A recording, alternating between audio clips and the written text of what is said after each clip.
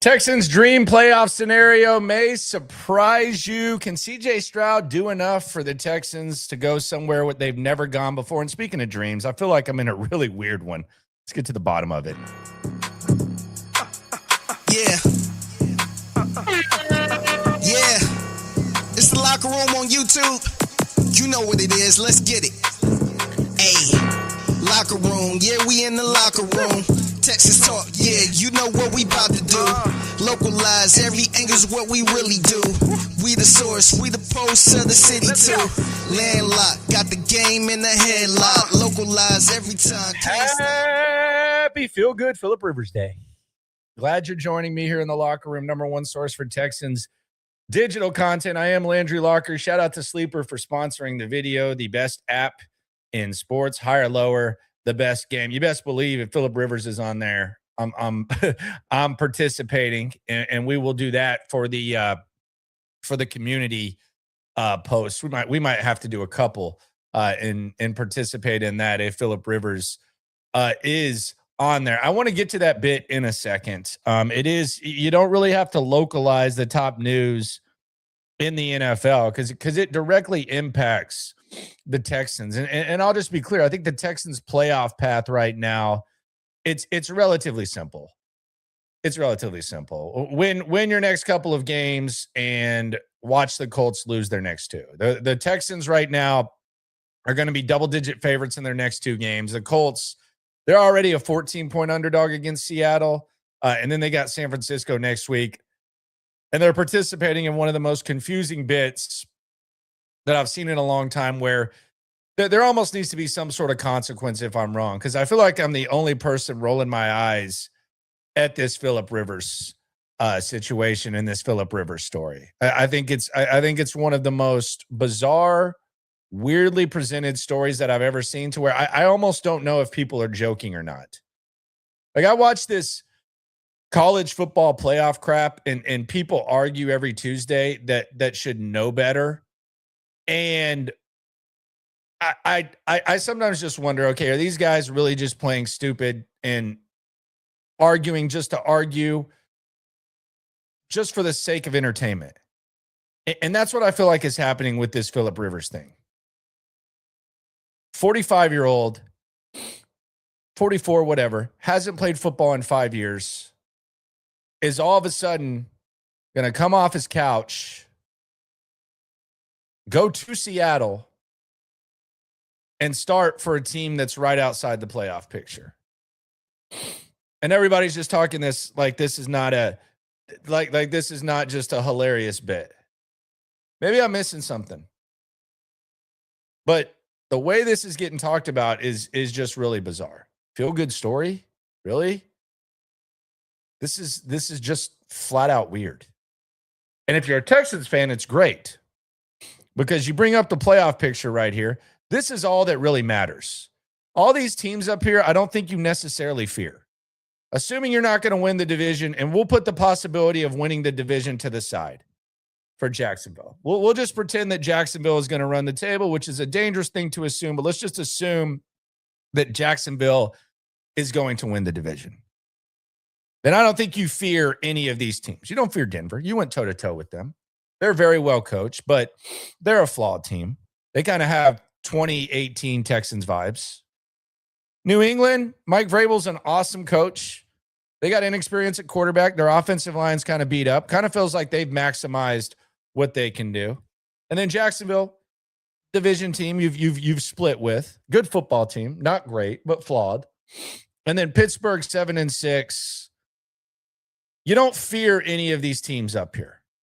Buffalo, I still think the thought of going to Buffalo probably scares you a little bit, which is why you would like New England to do you some favors, to where maybe you can hop Buffalo and then you have the perfect path to the playoffs. Because if you get to a point where you're above Buffalo and you have the tiebreaker and you possess the tiebreaker, then you eliminate the possibility of even having to play in Buffalo.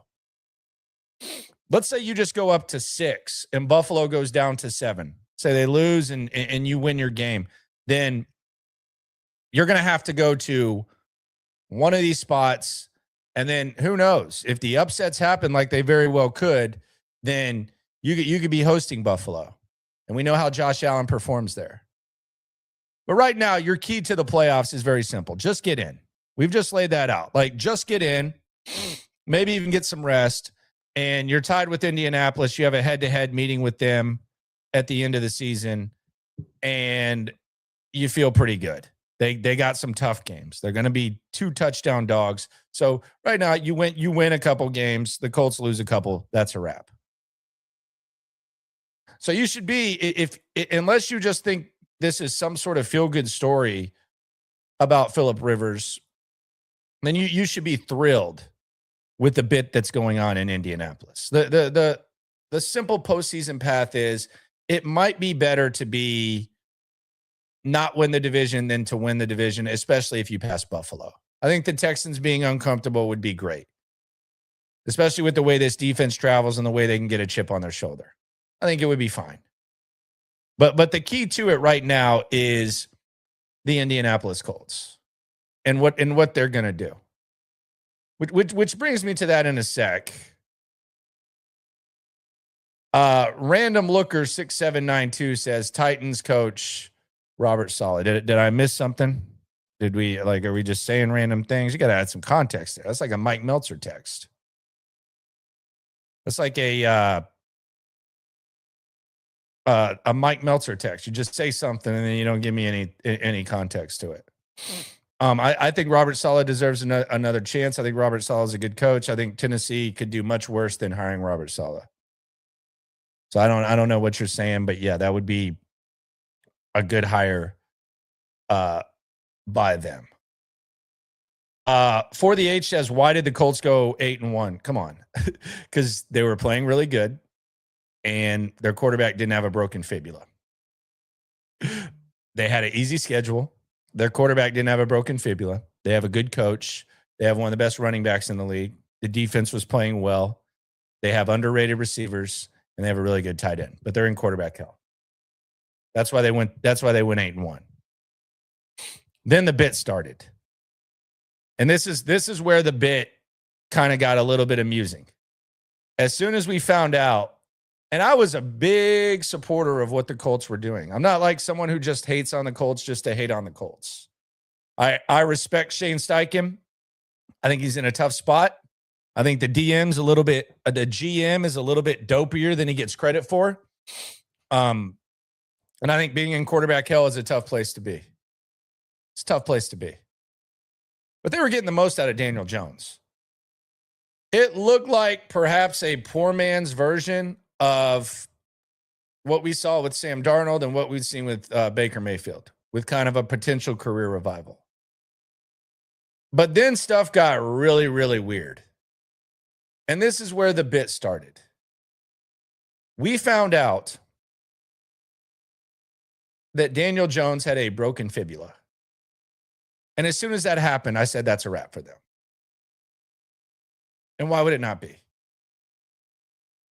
You remember all the tales about Terrell Owens playing in the Super Bowl? You know what his injury was? He had a broken fibula. They talked about him having to be in like a hyperbolic chamber for a month or whatever. The fact the Colts were putting Daniel Jones out there with a broken fibula was weird to begin with. That was really strange. That was a lot to ask. And I'm not a doctor, but it does feel like every time someone tears their Achilles, a lot of times it's in basketball, it's when there's an injury on another part of the knee. It feels like there's an injury on another part of a knee and there's some sort of overcompensation. And all of a sudden there's like some sort of Achilles injury.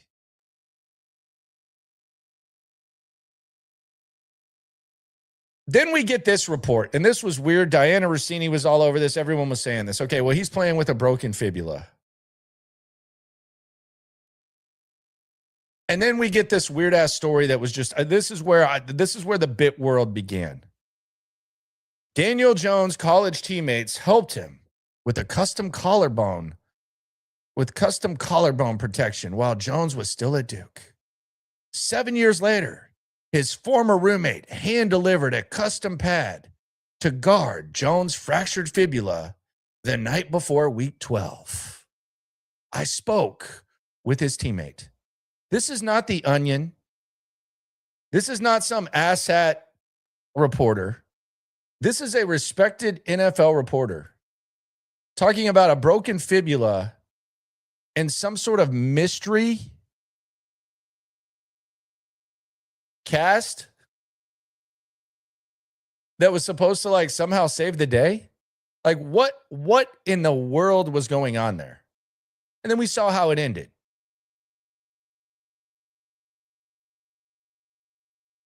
We saw how it ended. He ended up getting hurt. And they acted like that was just normal. Now we're in a situation where I again had to look to see if these were fake accounts. They decide now they're going to bring in Phillip Rivers. First, it started out as a workout. Then it became, okay, they're really going to bring in Phillip Rivers. Then he might start. So you have a quarterback with a broken fibula. Some sort of custom cast, revolutionary cast is going to allow him to play with a broken fibula. He ends up getting hurt. The quarterback that you drafted a few years ago is unplayable. So he hurt himself with like some band or something like that, much like when he hurt himself in college dancing. Your backup gets hurt.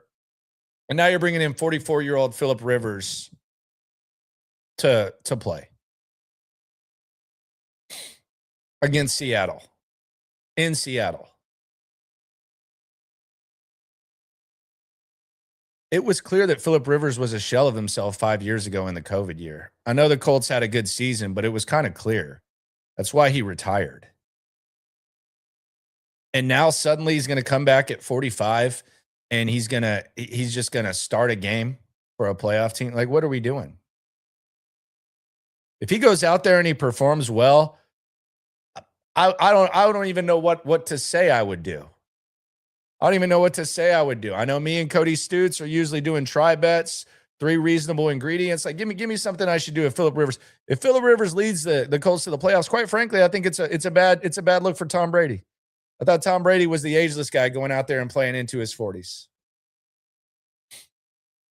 If Shane Steichen's able to make the playoffs with Phillip Rivers at quarterback, on the outside looking in, the Final Four, he deserves Coach of the Year. And I think he's a hell of a coach. But this is just ridiculous. And I'm even seeing J.J. Watt. Shout out to J.J. Watt. That jersey was made out to me before he left town. I didn't ask for it. He just sent it up to the station. I like J.J. Watt. I respect J.J. Watt. J.J. Watt was one of the people that reached out when I left 610. But even he's partaking in this bit. Quote, fun fact, learned in production meetings. Phillip Rivers ran the same offense as the Colts for his son Gunner's high school team this season. let me make sure this is the real J. Yeah, it's J.J. Watt. Oh, yeah, that's him. Phillip Rivers ran the same offense as the Colts for his son Gunner's high school team this season. He and Shane Steichen spoke weekly about it, discussing plays and even film. So familiarity with the scheme should be no problem whatsoever. What's going on? What is going on here? Like, are we in some sort of simulation? Like, does Father Time just not matter anymore? Guys are just coming off their couch and playing for playoff teams. And here's what the funniest thing about this is with Indianapolis. They're 100%. They're 100% cursed since Andrew Luck retired. They were the luckiest franchise in the world for like however long Peyton Manning played and then Andrew Luck. Peyton Manning getting hurt was one of the best things to happen to them because it allowed them to get Andrew Luck. And then all of a sudden, when they get blessed with a new quarterback, they make him go through car crash after car crash. They don't surround him with the right things, and then he retires, and all of a sudden the Colts are cursed. It's quarterback hell sucks. But they got to be cursed. But the other thing about this is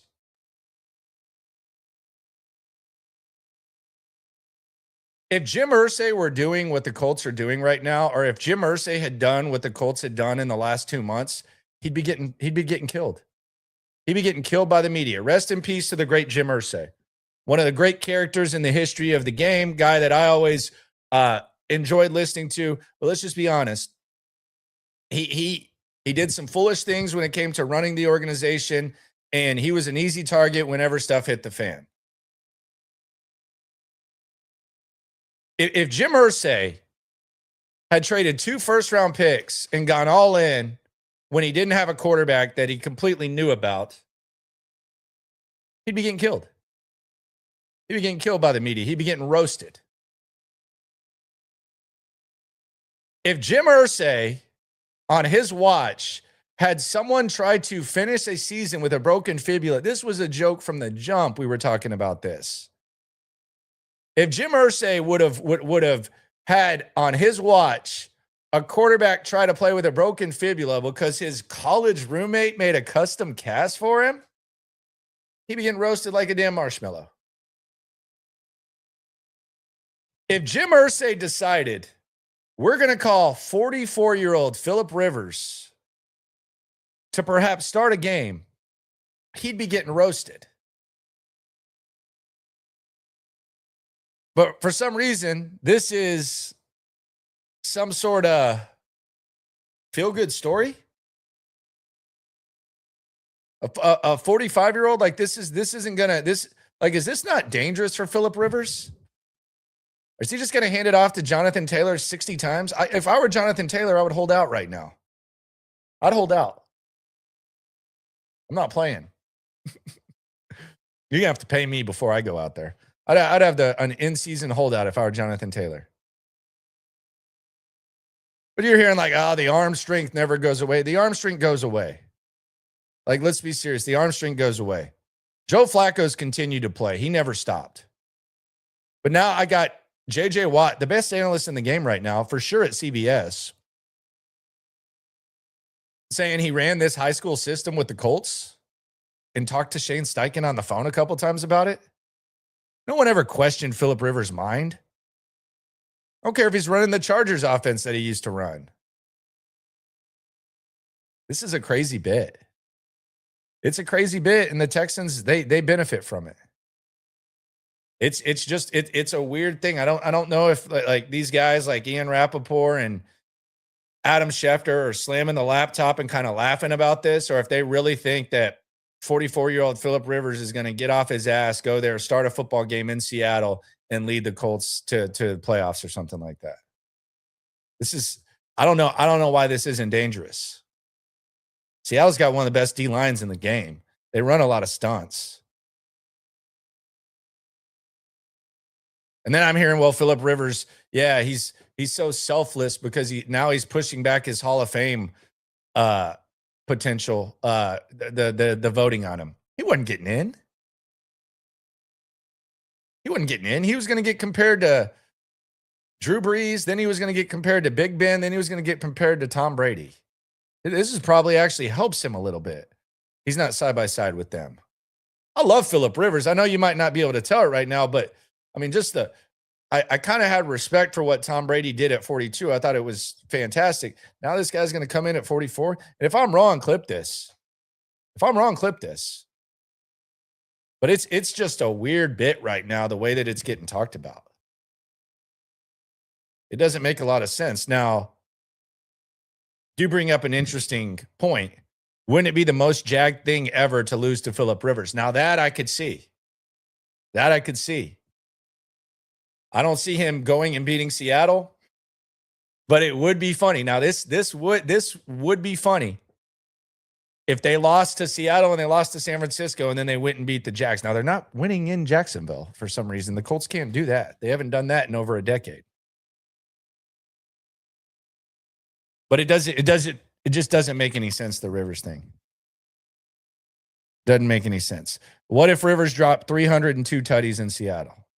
I'll jump in. I don't know. I'll jump in a body of water somewhere around Houston. It's not happening. Evan on the chat says, I've seen enough Stroud is better than Hurts. I've seen enough Stroud is better than Hurts. Yeah, I would agree. I would agree. That is definitely true. Hurts is in a weird spot. I do wonder if he can flip the switch in the playoffs. I almost want to bet on Philly to win the Super Bowl right now, like real low odds. You probably get like 15-1 right now, can't you? Might have to peep that. Flip the switch. Evan says Rivers actually might die in these 4 weeks. I don't know what is going to happen to him. I find it amusing. The arm never goes away. The mind. Then why isn't Tom Brady still playing? Like if the arm and the mind never went away, and that wasn't something that prevented you from playing football, don't you think Tom Brady would play till he was 80? I mean, the dude completely changed his lifestyle. And now all of a sudden a guy's going to come up who wasn't as good as him when he was in his prime. He's going to come up at 45 and do it. Like I'm not going to sit on the fence on this. I don't think this ends well. I don't think this is going to be something that's fantastic for him. Let me see these Eagles odds right here. 12-1. Nah, I need better than that. I ain't going to bet that. But it's weird the way that it's getting talked about. MH We Eat Nation. This is worse than the Favre retirement saga. Yeah, Favre at least hung around. Like Favre at least hung around. This is older than Favre was. Favre had perfect surroundings too. I mean, when he went to Minnesota, yeah, he did his thing. I mean, he was still playing at a really high level in Green Bay before. The Jets was a little bit weird. But it's a weird bit the way this is getting talked about. Evan says, imagine on the first play from scrimmage, he just gets cross line from Dexter Lawrence. Not Dexter. You mean Murphy? Maybe Byron Murphy? I don't know. This whole thing is crazy. Yeah, this is the other part, Abjax. The best part is he has to play against the Seahawks, Texans, 49ers, and Jags. Exactly. Like, when did people stop respecting how hard it is to play quarterback? Like, this is insane. This is insanity. Feel good? I don't consider it a feel good thing. I don't consider this feel good. I consider it sad. I consider it very sad.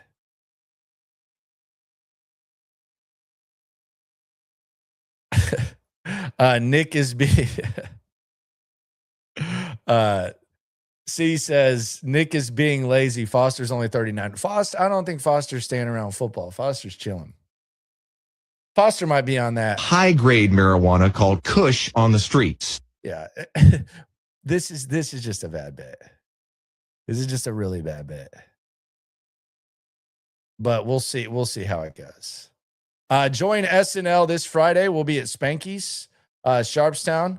We'll be there at the Bel Air location. Back home, if you will. We'll be there the 12th of this month, and we'll also be there the 2nd of January. We're going to go throughout the year at Spanky's. Spanky's is our home. So even during the offseason, during the draft, all that, we're going to be there. This is the best offseason community, Houston football community. And we'll be there for you at Spanky's this week, as well as in 2 weeks. We'll be back at BB's next week. So we're hitting the road a lot. And we'll be there and we can talk about all this. It's going to be fun. I know a lot of y'all will be there. The Spank Boys thing ain't hitting no matter how hard y'all try. Y'all are trying really good with this Spank Boys thing. This ain't hitting. Common Sense says the Texans could treat the final game as a bye.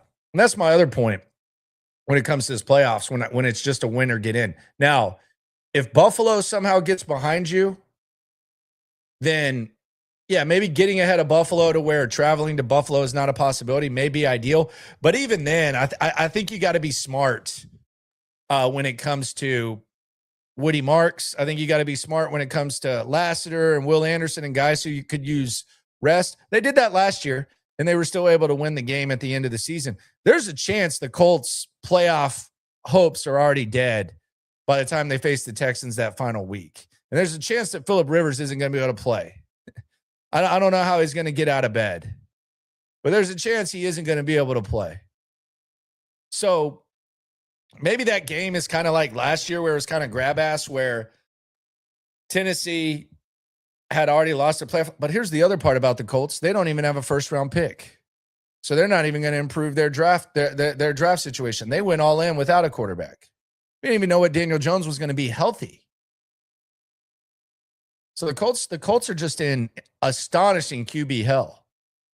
And for some reason, it's being masked because of this Phillip Rivers, this Phillip Rivers bit, this story that keeps getting all the sense. Evan said it's like A-Rod came out with the flag, then hurt. Yeah, and Aaron Rodgers was still pretty good. This Phillip Rivers thing is going to be crazy. Appjack says if Phillip Rivers lights up the Texans starters in week 18, you got to get Kaylee's autograph. I can't ask for autographs. I'm the media, sir. What do you think Nick Kaylee's autograph looks like? Think it's scribble, or you think it's like very well thought out? Maybe it depends if it's in the first half of the day or the second half of the day. But then it's still not great in the first half. But yeah. That's where we're at on that. DeMeco versus the offense. Speaking of Nick Caley, DeMeco versus the offense. Can he win this battle? DeMeco's been calling out the offense. I know that he's part of it, especially when it comes to the process at the end of halves. But can DeMeco win this battle? Can the defense sustain the level that they've been playing at with the offense playing this way? The answer is no. The answer is no. They can win games, but against good teams in the situations they're going to find themselves in, the offense needs to have a little bit more of a pulse, or CJ Stroud needs to flip the switch. That's how you win. But you can't have 65 yards of total offense against Kansas City in the second half and then 34 against Buffalo and continue to win these games when they matter. You just can't. So this level of offense has to increase a little bit. Right now it's god-awful.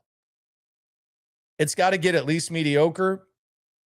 And then DeMeco's going to have to, whatever he can control, he's going to have to figure it out. They're also going to have to make sure that Woody Marks is healthy. It's unfortunate. The running back depth is not great. They're going to have to make sure that Woody Marks is healthy in the playoffs. And we don't even know what's up with Nick Chubb. Nick Chubb's an older guy. His production, even when healthy, left a lot to be desired. God bless him for even being able to play this year. We talk about father time and stuff. He's cheated it as much as anyone with the injuries that he's had. But Nick Chubb has hurt ribs. You're going to have to rest him up too. And how bad are they hurt? Practice is going to be interesting tomorrow. I got a feeling we're going to see some guys getting days off. That always happens on Wednesday. We know that. But I got a feeling I wouldn't be surprised if we don't see Nick Chubb or Woody Marks tomorrow at running back.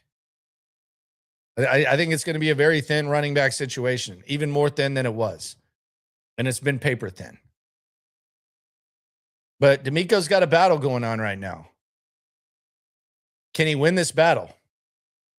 It can't continue to go the way that it's gone, and he knows that. He knows that as well as anyone. He's been very open about it.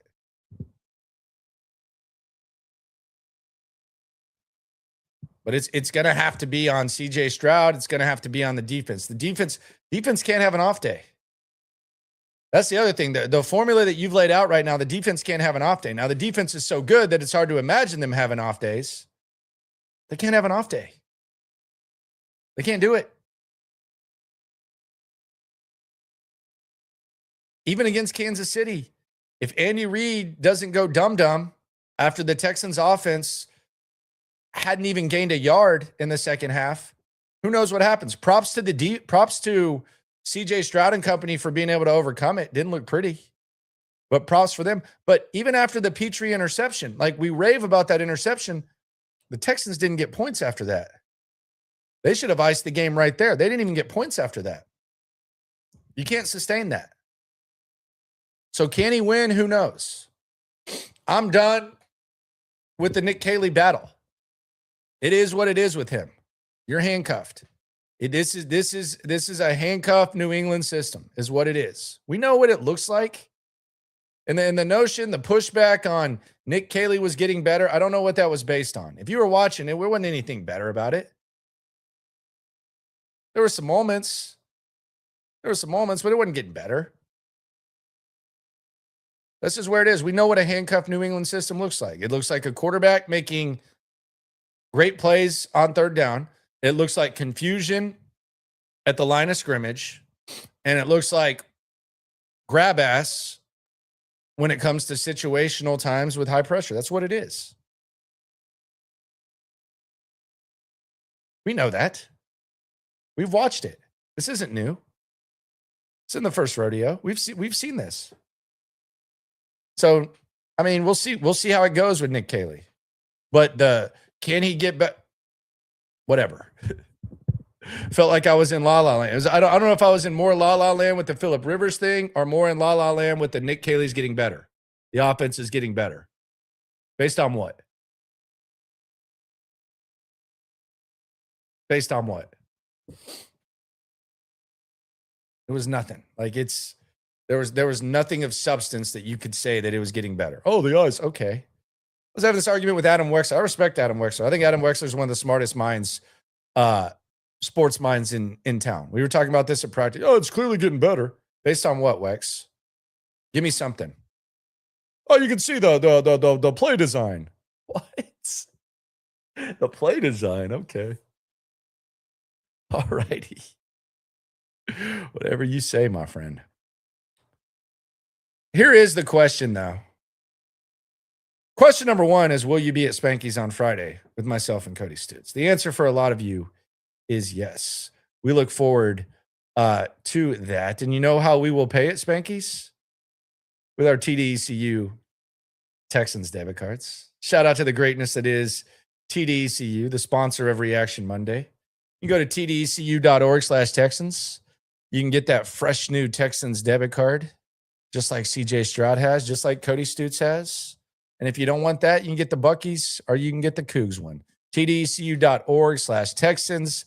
15% off the team shop. Membership required, insured by NCUA. Maybe you can get you one of those. If you're a Nick Caley fan, maybe you can get you a Texans ball cap and just rub it on a chalkboard or something like that. Get you a dirty Nick Caley hat.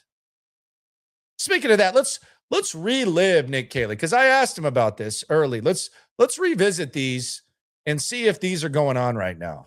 Here it is right here. Look at the Rhino. The Rhino just alley-oops it to me.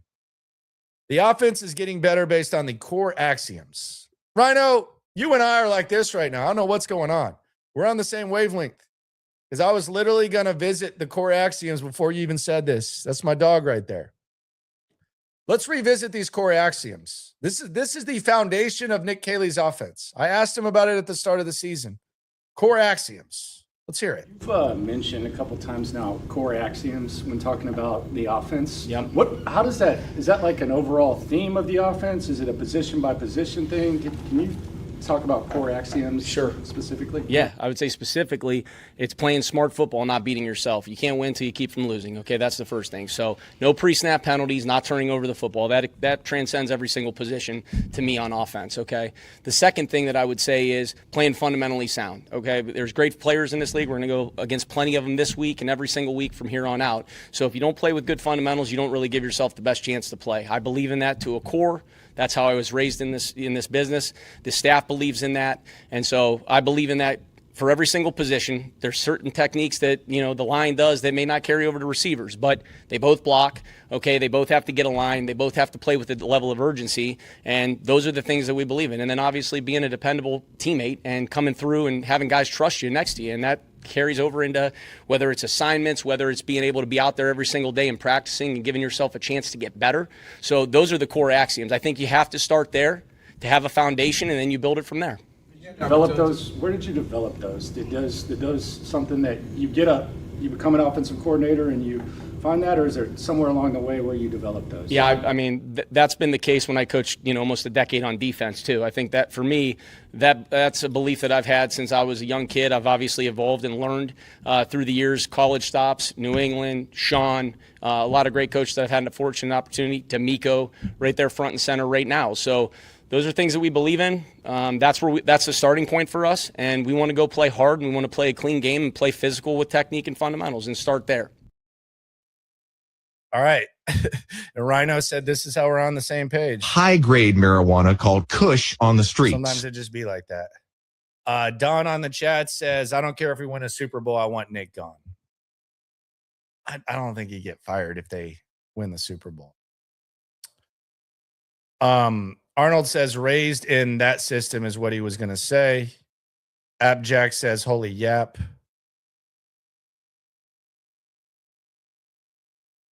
And then Super Bowl says he's just one of those guys who interviews well. I don't know. I definitely don't think the core axioms are being. And look, what did we talk about at the start of the year? And I think this is where DeMeco's frustration is. On the super chat, Evan, shout out to you, my friend. He says, "Boo this man, boo, absolute bum." But what do we say? What do we say at the start of the season? And when I say we, it's me.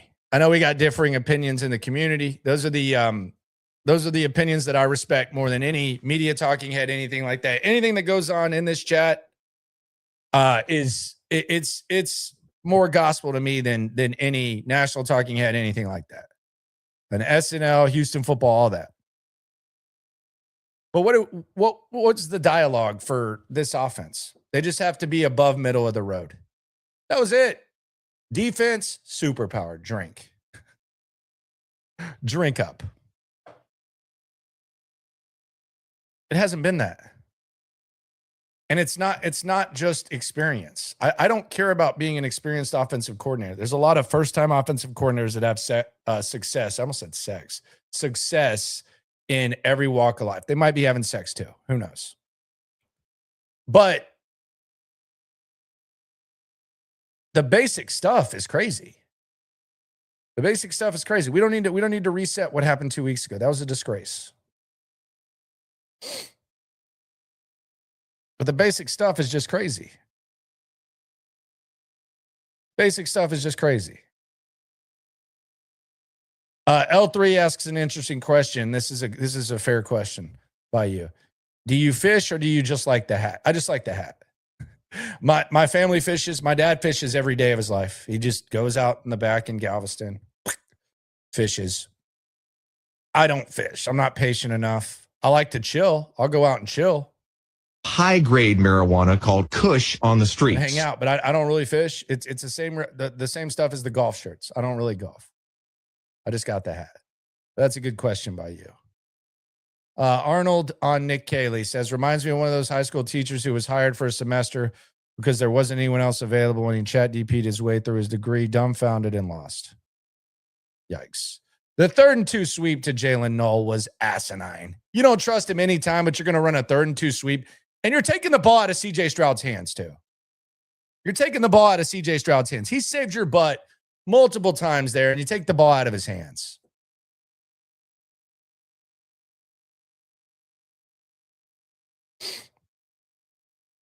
Nathan Palmer 515 says, if we make the playoffs and go on a deep run, I would be shocked if this guy gets any head coach interviews.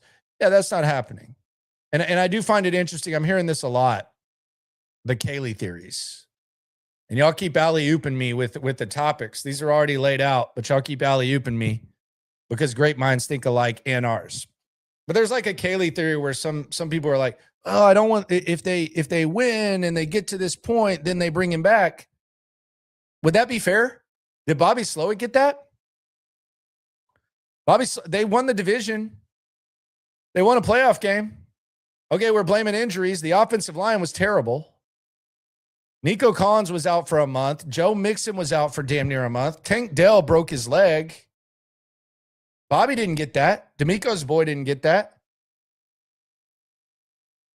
So is it a for sure thing? I don't know. But it's a sad place to be in where you get to a point where you want to take the next step. Every team with a pulse has been to the AFC Championship game since the Texans became a franchise. Texans haven't been. Neither have the Browns. Like, the Jets have been twice. The Jags have been. Every team in the division has been. Cowboys haven't been. Like, it's the three organizations that you laugh at the most, the two and the Texans. They haven't been there. So that should not be the standard, and it feels the same. It feels the same. It feels like you're a one-dimensional football team.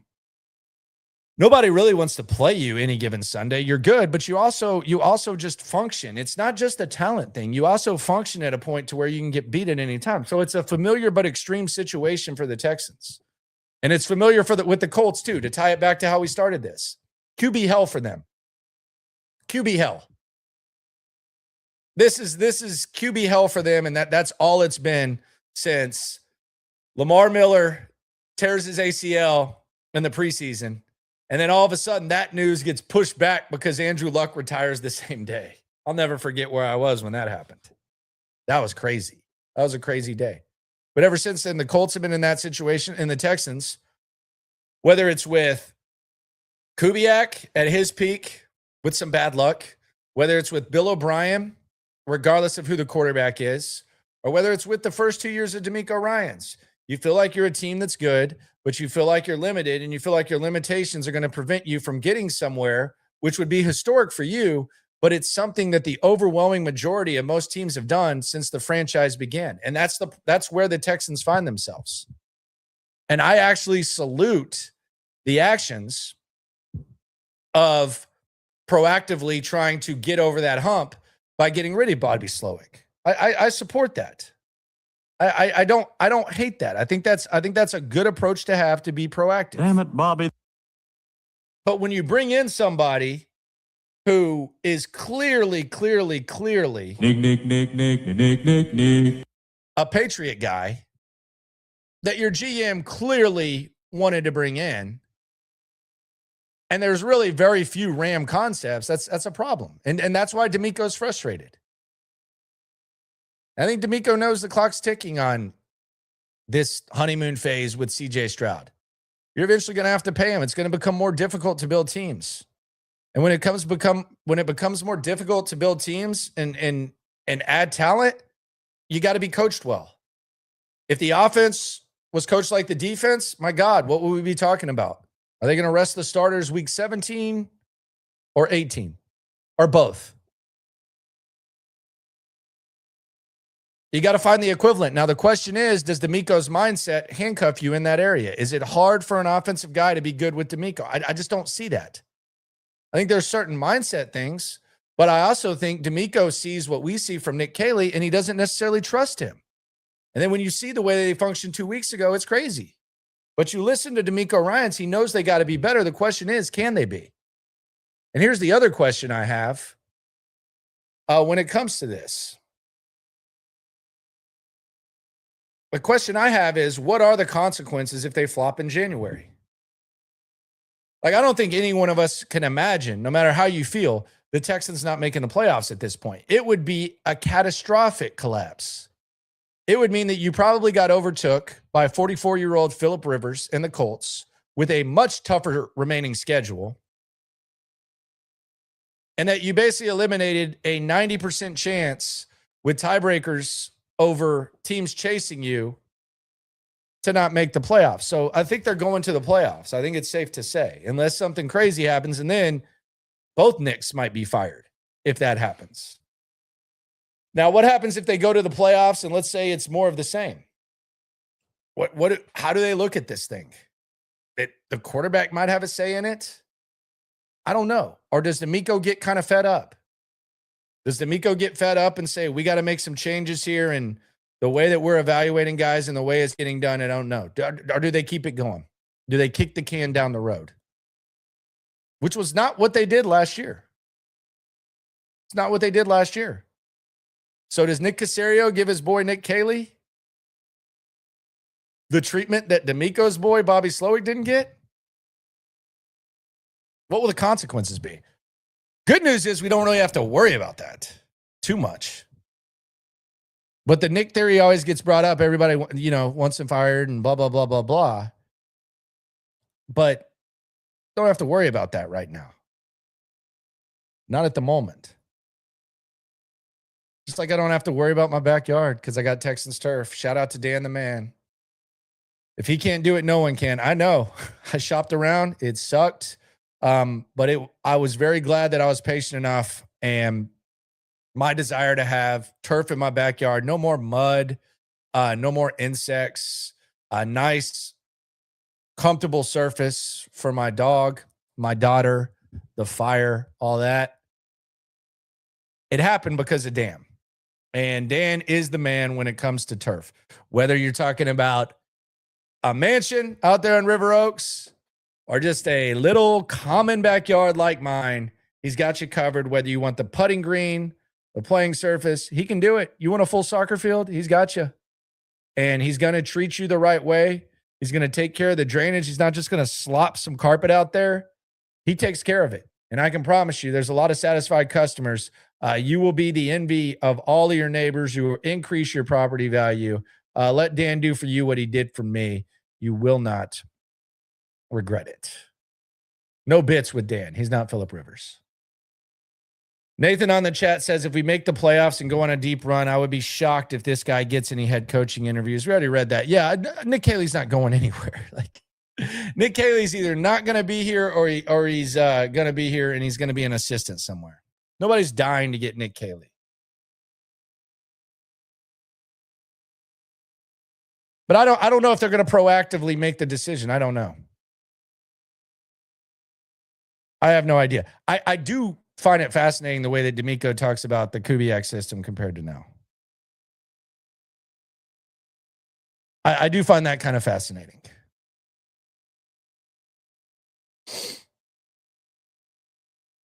I do find that very, very, very fascinating.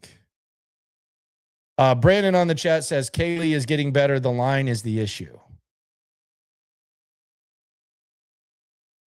He continues, the O-line is the biggest issue. Don't matter what Kaylee calls if they can't execute. You got to be a burner account there, brother. And then he does one of the three top Dick Peace lines, I think. You don't know ball. You don't know ball. Cope and ratio are three of the bigger Dick Peace lines. But if you are saying the offensive line is the problem, were you saying that for Bobby last year? Because the offensive line this year is better than it was last year.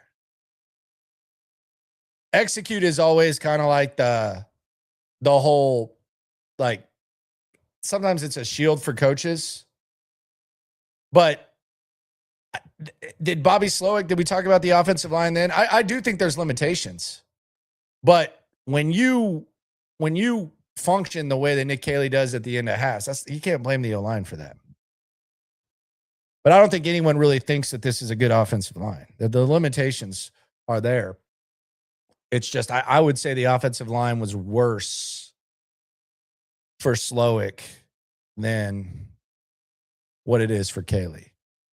But getting better, I would love to know what that is based on. I'm not trying to pick on you, Brandon.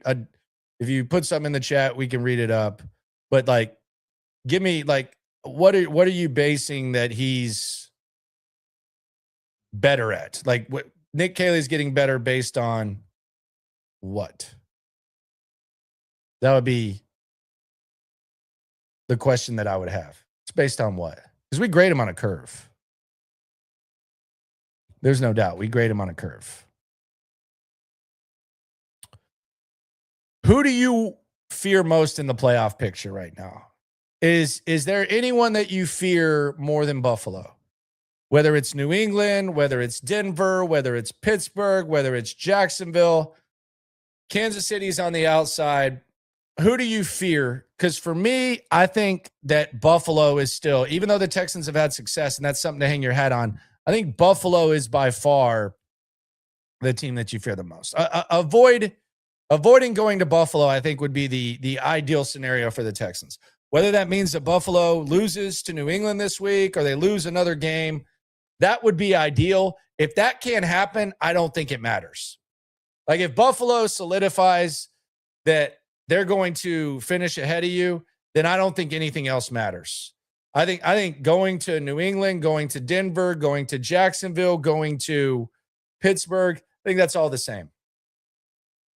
And I think the Texans should feel good about any of those teams, especially with DeMeco Ryans, what he could do to Bo Nix the second time around, what he could do to Drake May, the ghost of Aaron Rodgers, and his familiarity with Trevor Lawrence. I think you feel good about that. But I think avoiding Buffalo, I still think that's probably the biggest nightmare. Kansas City not in the playoff picture right now. We'll see what it looks like after this week, but I think avoiding Buffalo would be the number one thing for that I would think that I would want to do. And as good as the Texans have been against Josh Allen, it hasn't been in Buffalo. For some reason, Josh Allen always has to come here. Most of the time, I think they've played 4 times, and he's come here 3, if I'm not mistaken. But he definitely struggles here. He's had some bad memories here. But avoiding going to Buffalo, I would say, would be, and that's where they always have like the people shoveling snow and all that.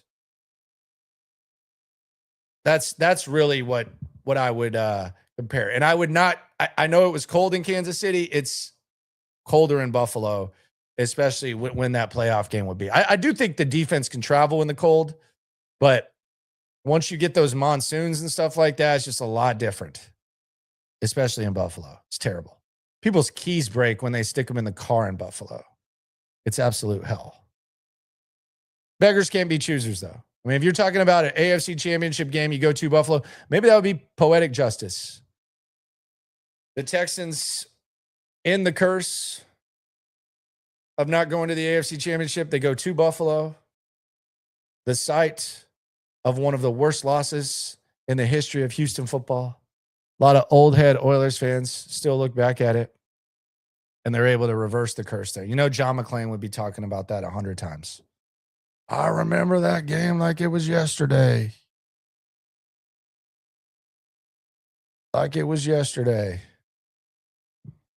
A says, did Spank Boy number 2 get reckless driving ticket? Nah, but Stoots did not get, it did not get dismissed. I think he has to take defensive driving, but he just has to take the online course.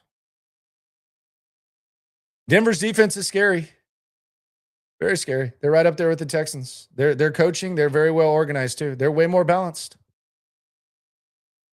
It goes back to the Kaylee thing. Which Stroud do you get? Who knows? Flip the switch. Flip the switch. But I still have a healthy amount of respect for Buffalo. This playoff push is going to be fun. It's good times. It's good times, and you're in. This Colts bit, maybe I'm missing something. Just don't think I am. Am I missing anything with this Rivers bit? Like, does anyone really think that Phillip Rivers is going to go out there and mash? Why are the Colts getting a free pass for the way they handled this? They made a guy play on a broken fibula.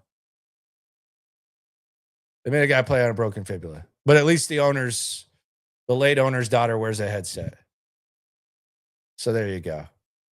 Questions in the chat. Who do you fear the most in the playoffs? A lot of y'all ain't worried about nothing. 5-game win streak has everyone feeling very confident. But it's good times.